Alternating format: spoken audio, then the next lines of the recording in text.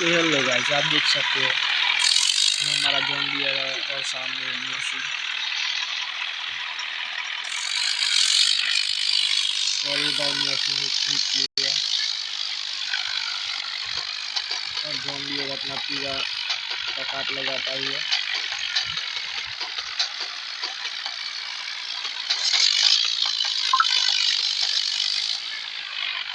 तो भाई पहला राउंड हो गया मेसी का, तब दूसरा राउंड चालू हुआ और आप देख सकते हो जॉन डियर ने जीत लिया।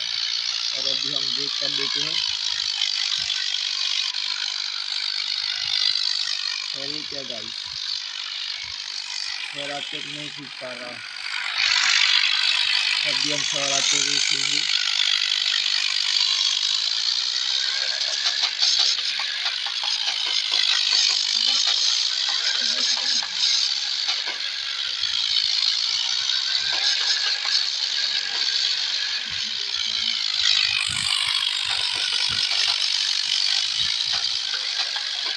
मेसी का ट्रैक्टर बहुत तगड़ा है भाई।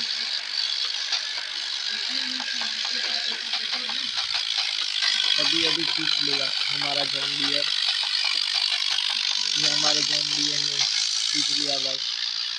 तो लाइक और सब्सक्राइब कर देना।